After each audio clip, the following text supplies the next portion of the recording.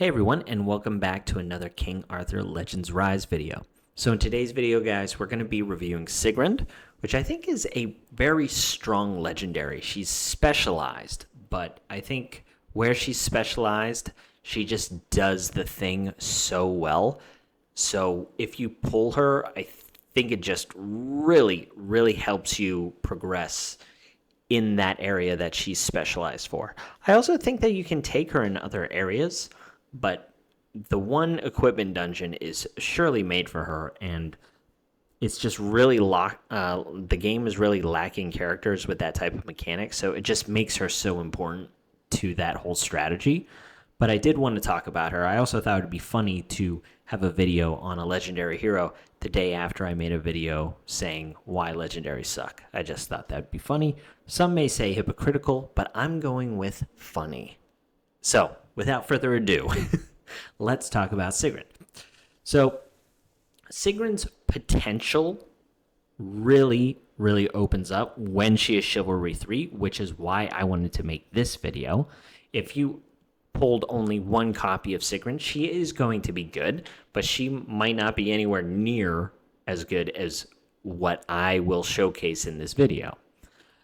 And we'll talk about her kit and why Chivalry 3 is so good, but let's just discuss. So if you have a baseline Sigrun, this first passive will say when using skill 3, she gains something called Queen's Dignity.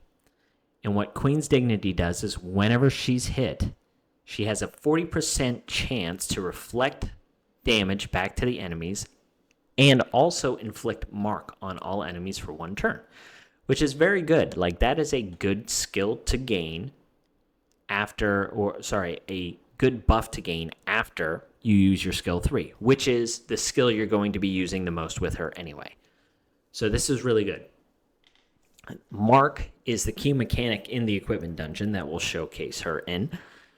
It's just a big piece of the whole mechanic because the boss gets weaker with the more marks that it has on him. So this Queen's Dignity is a good buff to have. So off to a good start.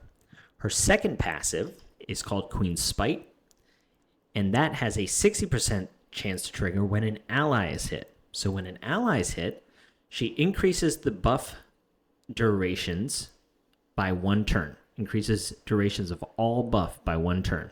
This is on her. So she can increase the buff of this Queen's Dignity. And then it also has the ability to inflict taunt for one turn. Now, when she's Chivalry 1, this second passive then has the ability to inflict mark on a single enemy for 2 turns.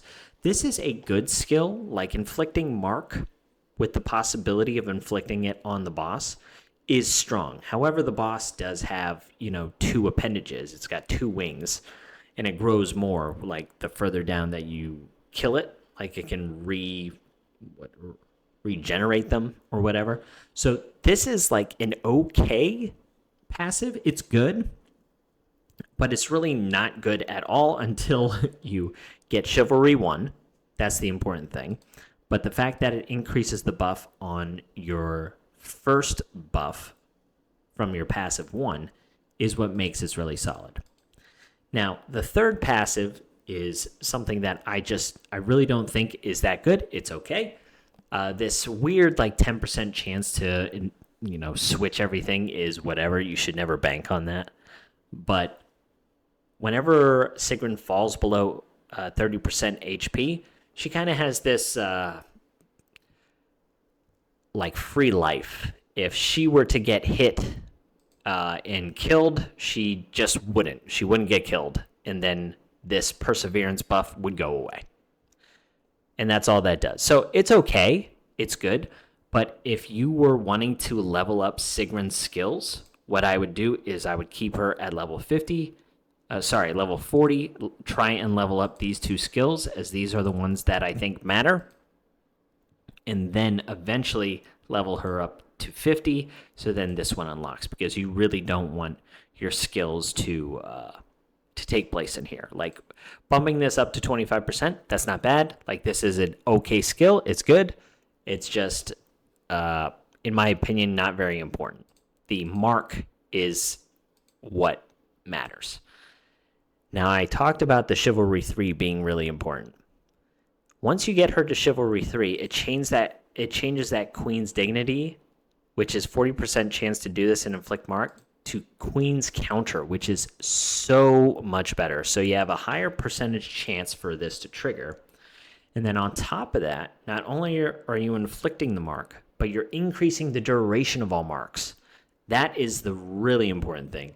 Having mark on someone for one turn, it falls off quickly. Things can still spiral, and it can really get out of control. However, with this being able to increase the duration of those marks, this really spirals, and it makes the boss just way weaker. So Chivalry 3 is really the sticking point, but I think it's still worth investing in her, even if you only have one copy, because the initial Queen's Dignity, I think, is quite strong. So those are her passives. Another thing to mention is she's stronger at night, so she pairs well with people like Turin, which I've showcased before in the past. And then she's a defense-centric character, so she will have higher defense stats than her attack whenever she's like leveling up. That's why at level 60 you see that her defense is higher than her attack. And she does also have a leader effect that whenever you use her in that equipment dungeon that we're going to show, your effect accuracy goes up 20%. This is an okay leader skill. This is probably going to be more beneficial to early game players or players that are trying to just increase, the level that they're going up to. Maybe they're not landing marks because of the effect accuracy, and yeah, it's kind of just a nice have. So when you summon Sigrun, she comes with her baseline fire relic, and her skill 3, which is the one that you want to use so she can get that buff from her passive, is a charge ability. So she'll take one turn to charge it, and then after that, she attacks all enemies with pretty good multipliers, and then she has an 85% chance to inflict mark for 2 turns. And since it's AoE, all of the enemies can possibly get mark. And then it also has a 60% chance to inflict damage dealt decrease 2 for 2 turns. So 2 really, really strong buffs. 2 great strong buffs. So for sure, the ability that you're going to use. Her second ability, it heals her, so that's not bad, and then also grants escort to an ally, which is she just takes the damage. So this can be good, like if you have a squishy character or whatever. The problem is you usually want to eventually get a team where you are auto farming, and like being able to shift back and forth between skills just isn't really something that King Arthur Legends Rise does well. So this isn't something that will be important. And then her first ability has a 50% chance to inflict mark for 2 turns, which is good. And again, the multipliers scale off of both attack and defense. Now you can scale this up to have this be a very high chance. It can go up to 75% to inflict mark for 2 turns, which is very good. The reason I mention that is because Sigrun will be very good in a counterattack set. Very good for counterattack just because she has a high percentage chance to inflict mark for 2 turns. So if you have a good counterattack set, you can put that on her. I don't, but if I ever get one, I will be equipping her with that. Now, her other relics are pretty good. Her Frost relic, which makes her a positive element to that boss that we're going to showcase her in, is really strong because her charge ability on her Frost relic ends up being a guaranteed mark, where on the Fire one, it's a 85% chance for 2 turns. This one is just, it inflicts it for 2 turns, and it has a 60% chance to inflict damage dealt decrease for 2 turns, where the Fire one was, also 60. So you have a guarantee on the marks, and then the same percentage chance with the damage dealt. So it's just a better relic.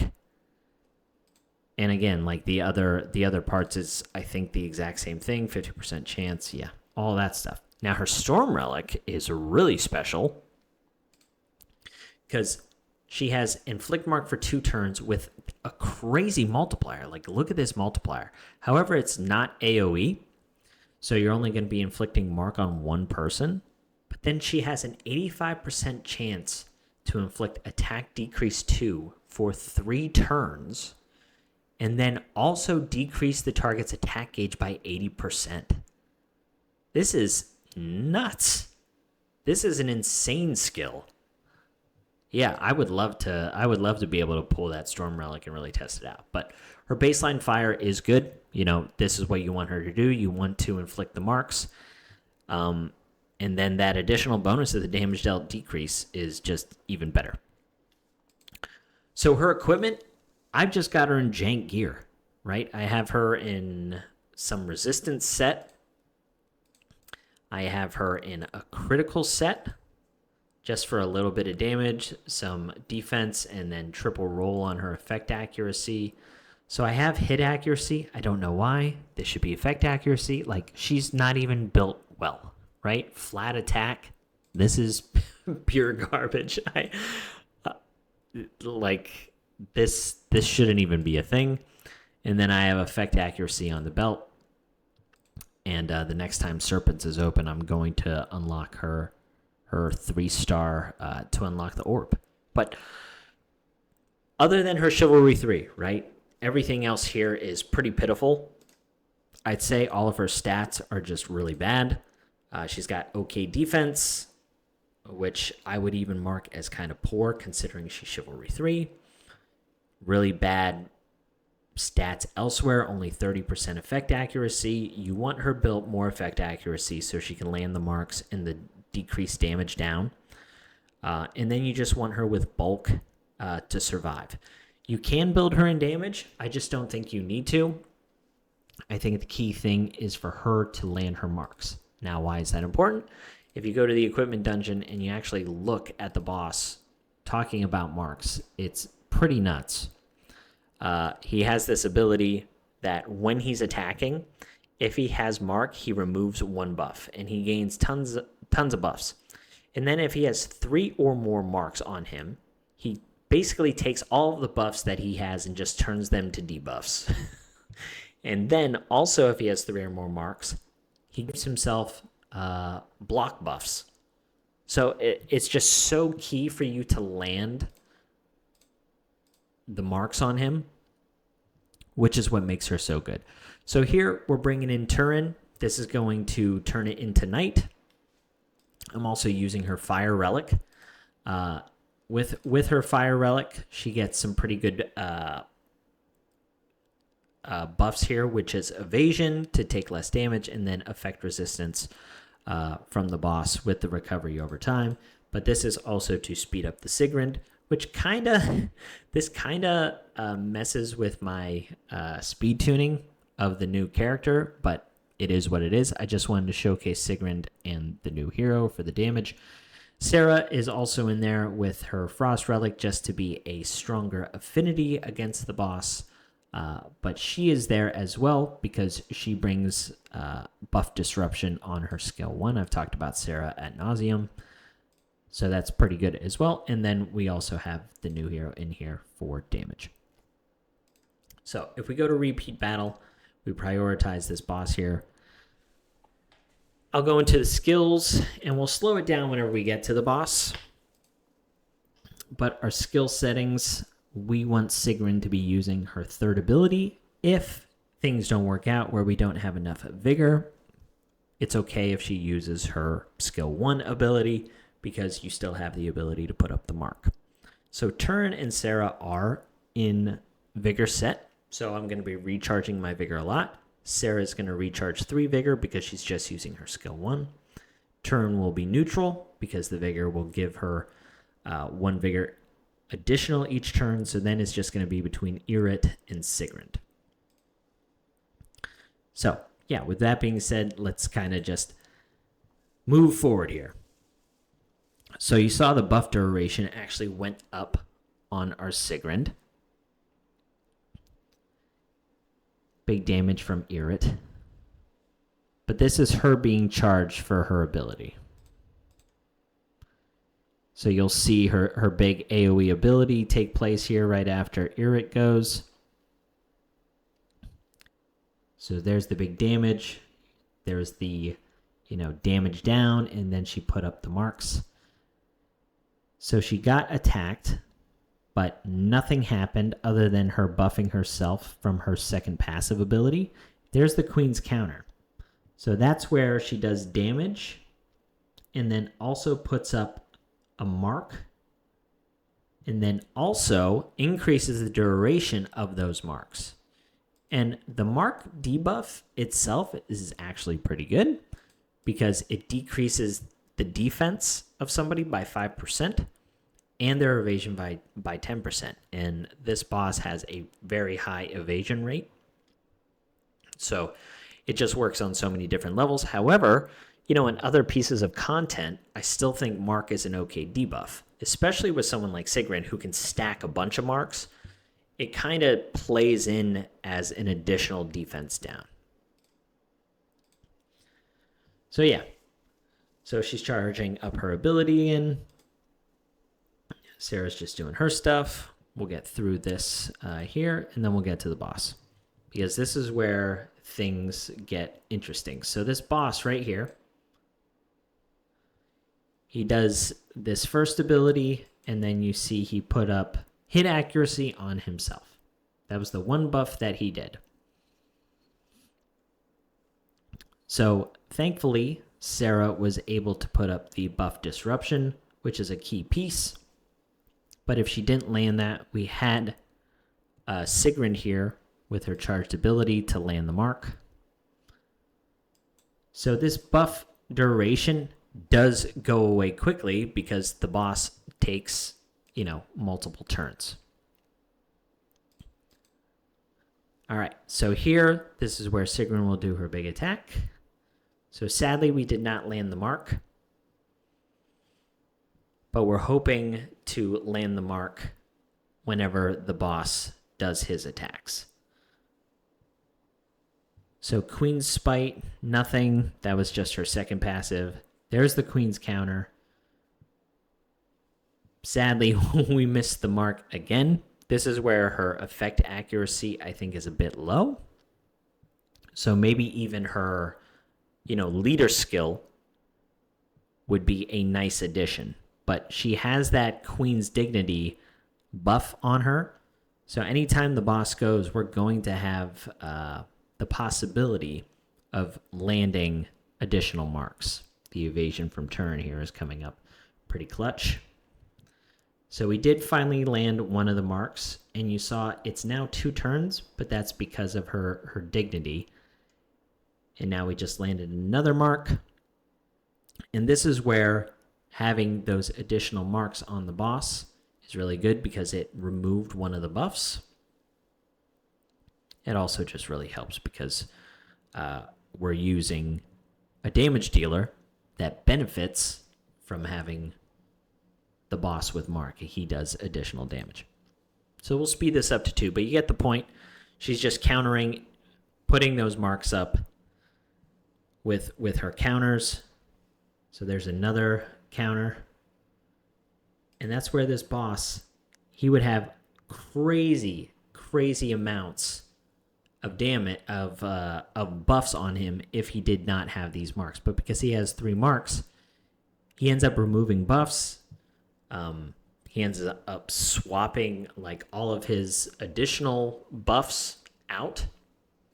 And I think you'll see it here, especially if we get one more Queen's counter. So you'll see that one buff just went completely away and it swapped. So now his damage taken, he had a damage received buff, but it swapped because he had enough marks on him. And now he's going to just take additional damage taken for 6 turns. So yeah, that's kind of the power of this thing. It just spirals. So she's doing okay damage, but at the same time, like, she's really limiting this boss from spiraling out of control, with a bunch of his buffs. But yeah, that is Sigrun in a nutshell, guys. She's there to just really hammer home on those marks. She has good multipliers. If you want to build her as a damage dealer, you can. It's just going to take away from some of her bulk.